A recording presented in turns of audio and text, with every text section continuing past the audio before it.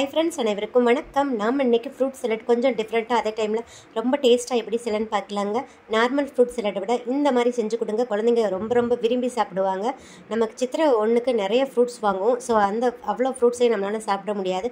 So இந்த மாதிரி செஞ்சு கொடுங்க. குயிக்காக ஒரு செகண்டில் காலி ஆயிரும். ஏன்னா அந்த அளவுக்கு டேஸ்ட்டாக இருக்கும். வாங்க இந்த ஃப்ரூட் சலட் எப்படி செய்யலான்னு பார்க்கலாம். வாங்க வீடியோக்குள்ளே போகலாம். வீடியோக்குள்ளே போகிறதுக்கு முன்னாடி நம்ம சேனலை சப்ஸ்கிரைப் பண்ணாத நண்பர்கள் ப்ளீஸ் சப்ஸ்கிரைப் பண்ணுங்கள், சப்போர்ட் பண்ணுங்கள்.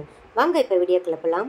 இந்த ஃப்ரூட் சலாட் செய்கிறதுக்கு ஃபஸ்ட்டு ஒரு பவுல் எடுத்துக்கோங்க. அதில் 2 டேபிள் ஸ்பூன் சப்ஜா விதைகள், அதாவது ஃபலூடாக்கு போடுவோம் பார்த்தீங்களா, அந்த விதைகள் சேர்க்குறேங்க.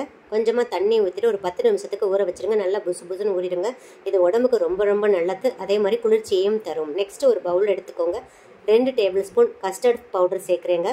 நான் கஸ்டர்ட் பவுடரில் வெனிலா ஃப்ளேவர் எடுத்திருக்கேன், அதனால தான் எல்லோயிஷாக இருக்குது. இப்போ காய்ச்சி நல்லா ஆற வச்ச பாலை 1/4 கிளாஸ் சேர்த்து நல்லா மிக்ஸ் பண்ணி கொடுத்துருங்க. கொஞ்சம் கூட கட்டி இல்லாமல் நல்லா மிக்ஸ் பண்ணி விட்டுருங்க. உங்ககிட்ட கஸ்டர்ட் பவுடர் இல்லைன்னா கார்ன்ஃப்ளவர் மாவு 2 டேபிள் ஸ்பூன் சேர்த்துட்டு இதே மாதிரி காய்ச்சி ஆற வச்சுனா பால் ஒரு 1/4 கிளாஸ் சேர்த்து நல்லா மிக்ஸ் பண்ணி கொடுத்துருங்க. கார்ன்ஃப்ளவர் மாவும் சேர்க்க விருப்பம் இல்லைன்னா 5 முந்திரி பருப்பு எடுத்துகிட்டு நல்லா ஹாட் வாட்டர் ஊற்றி ஒரு 15 நிமிஷத்துக்கு நல்லா ஊற வச்சுருங்க. சின்ன வாழைப்பழமாக ஒரு வாழைப்பழத்தை எடுத்து குட்டி குட்டியாக கட் பண்ணி வச்சுக்கோங்க. 15 நிமிஷம் கழித்து அந்த முந்திரி பருப்பு நல்லா ஊறிடுங்க. சரி, ஒரு மிக்ஸி ஜார் எடுத்து வாழைப்பழத்தையும் குட்டி குட்டியாக கட் பண்ணி சேர்த்துருங்க. அந்த ஊற வச்ச 5 முந்திரி பருப்பையும் சேர்த்துட்டு நல்லா ஃபைன் பேஸ்ட்டாக அரைச்சிட்டு இது ஒரு உரமாக வச்சுருங்க. நெக்ஸ்ட்டு இந்த மாதிரி ஒரு அகலமான பாத்திரம் எடுத்துக்கோங்க. நான் இன்றைக்கி 300 ml பால் எடுக்கிறேங்க. ஸ்டவ் ஆன் பண்ணிவிட்டு பாலை நல்லா காய்ச்சிக்கோங்க. இப்போ பாருங்கள், பால் நல்லா பொங்கி வருது. ஃப்ளேமை கம்ப்ளீட்டாக சிம்மில் வச்சுட்டு 4 - 5 டேபிள் ஸ்பூன் சுகர் சேர்க்குறீங்க. நீங்கள் பனங்கல்கண்டு இந்த மாதிரி எது வேணாலும் சேர்த்துக்கலாம். நாட்டு சர்க்கரை, வெல்லம் மட்டும் இந்த பாலில் கொதிக்கிற பாலில் சேர்த்துறாதுங்க, ஏன்னா பால் திரிஞ்சு போயிடும்.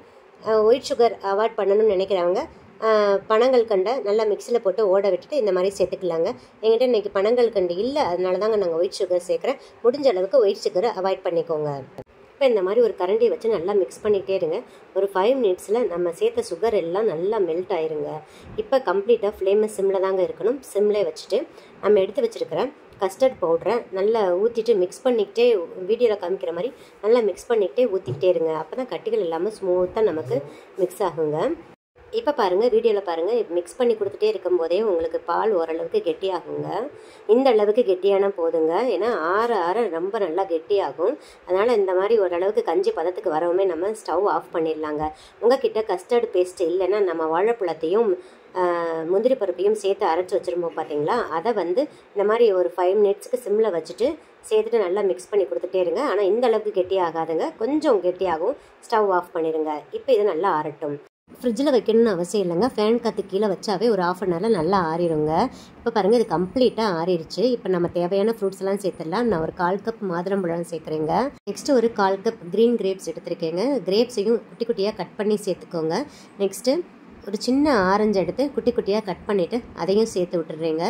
நாம் இதில் சேர்க்குற ஃப்ரூட்ஸ் எல்லாம் உங்கள் விருப்பம் தான். உங்களுக்கு என்ன ஃப்ரூட்ஸ் கிடைக்குதோ அதை எல்லாத்தையும் சேர்த்துக்கலாங்க. குட்டி குட்டியாக கட் பண்ணி சேர்த்துக்கோங்க. அப்போ தான் சாப்பிட்றதுக்கும் நல்லாயிருக்கும். நெக்ஸ்ட்டு ஒரு அரை வாழைப்பழத்தை இந்த மாதிரி குட்டி குட்டியாக கட் பண்ணி சேர்த்துருக்கேங்க.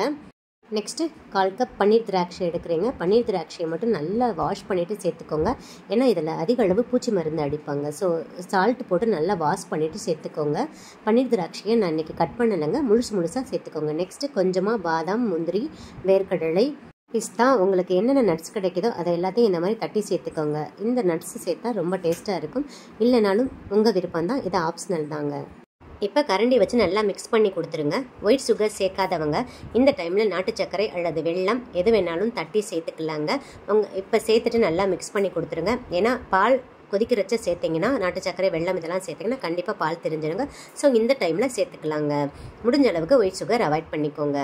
இப்போ பாருங்கள், நாம் இதை ஒரு குட்டி பவுல் எடுத்துக்கலாங்க. இந்த பவுலில் இந்த ஃப்ரூட் சலாட்டை ஊற்றிடலாங்க. இதை அப்படியே சாப்பிட்டாலும் நல்லா தான் இருக்கும். ஃப்ரிட்ஜில் ஒரு 1/2 அன் ஹவர் வச்சு எடுத்து சாப்பிட்டிங்கன்னா அதை விட ரொம்ப டேஸ்ட்டாக இருக்குங்க. இப்போ நான் இதை ஒரு 1 ஹவருக்கு ஃப்ரிட்ஜில் வச்சுட்டு வந்துடுறேங்க. ஃப்ரீசரில் இல்லைங்க, ஃப்ரிட்ஜில் வச்சுட்டு வந்துடுறேன். நெக்ஸ்ட்டு இதே மாதிரி ஒரு கண்ணாடி கிளாஸ் எடுத்துக்கோங்க. 1 ஸ்பூன் சப்ஜா சீட்ஸ், நெக்ஸ்ட்டு 1 ஸ்பூன் பாதாம் பீஸ் சேர்க்குறேங்க. பாதாம் பீஸுன்னே கடையில் கிடைக்கும். அதை வாங்கிட்டு வந்தீங்கன்னா ஒரு சின்ன பீஸ் எடுத்து போட்டாவே நிறையா கிடைக்குங்க. கொஞ்சமாக தண்ணி ஊற்றிட்டு ஒரு 5 மணி நேரத்துக்கு ஊற வச்சுருங்க.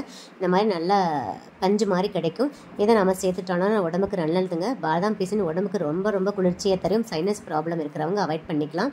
ஸோ அதுக்கப்புறம் கொஞ்சமாக ஃப்ரூட் சலாட், அதுக்கப்புறம் ஒரு லேயர் சப்ஜா சீட்ஸ், அதுக்கப்புறம் ஒரு லேயர் ஃப்ரூட் சலாட், இந்த மாதிரியும் செட் பண்ணிவிட்டு 1 ஹவருக்கு ஃப்ரிட்ஜில் வச்சு எடுத்து சாப்பிட்லாங்க. நெக்ஸ்ட்டு இன்னொரு மெத்தட்லையும் செய்யலாங்க. நம்ம எடுத்து வச்சுருக்கிற சப்ஸா சீட்ஸ், பாதாம் பிசின்னு எல்லாத்தையுமே இந்த ஃப்ரூட் சாலடில் மிக்ஸ் பண்ணிடுங்க. நட்ஸ் எல்லாத்தையும் மிக்ஸ் பண்ணிவிட்டு இதே மாதிரி ஒரு பவுலில் எல்லாத்தையும் மிக்ஸ் பண்ணி சேர்த்துட்டு, நான் இன்றைக்கி ஒரு ஸ்கூப் ஐஸ்கிரீம் சேர்க்குறேங்க. வெனிலா ஃப்ளேவர் தான் சேர்க்குறேன். ஐஸ்கிரீம் முழுக்க ஆப்ஷனல் தாங்க, விருப்பப்பட்டால் சேர்த்துக்கலாம். ஒரு ஸ்கூப் சேர்த்துட்டு அதுக்கு மேலே கொஞ்சமாக கார்னிஷிங்காக ஒரே ஒரு மாதுளை முத்தை வைக்கிறேங்க. இந்த மாதிரியும் வச்சுட்டு நீங்கள் ஃப்ரிட்ஜில் செட் பண்ணி வச்சும் சாப்பிட்லாம், இல்லாட்டி அப்படியும் சாப்பிட்லாங்க. ஸோ இந்த மாதிரி டிஃப்ரெண்ட் வேயில் நம்ம செஞ்சு சாப்பிட்டுக்கலாங்க. உடம்புக்கும் ரொம்ப நல்லது, ரொம்ப ஈஸியாகவும் செஞ்சிடலாங்க. இப்போ பாருங்கள், நான் ஃபஸ்ட்டு வச்ச அந்த பவுலில் 1 hour நல்லா ஃப்ரிட்ஜில் வச்சு எடுத்துகிட்டு வந்துட்டேங்க. பாருங்கள் எந்த அளவுக்கு நல்லா செட் ஆகிடுச்சு பாருங்கள். சூப்பராக இருக்குங்க, ரொம்ப டேஸ்ட்டாக இருக்கும், ஐஸ்கிரீம் மாதிரியே இருக்கும். நீங்கள் கண்டிப்பாக இந்த ஃப்ரூட் சலாடை செஞ்சு சாப்பிட்டு பாருங்கள். ஏன்னா சித்திரை 1க்கு நிறைய ஃப்ரூட்ஸ் வாங்கும். ஸோ இந்த மெத்தடில் செஞ்சு சாப்பிட்டு பாருங்கள். இந்த கஸ்டர்ட் பவுடரோட காஸ்ட் பார்த்தீங்கன்னா 40 ரூபா தாங்க. இது வெனிலா ஃப்ளேவர் வாங்கியிருக்கிறதுனால 40 rupees இருக்குது. இதே நீங்கள் ஃப்ளேவர்லெஸ்ஸாக வாங்கினீங்கன்னா கொஞ்சம் கம்மியாக இருக்கும். அப்போ ஃப்ளேவருக்காக நீங்கள் ஏலக்காய் தூள் கூட சேர்த்துக்கலாங்க, உங்கள் விருப்பம் தான்.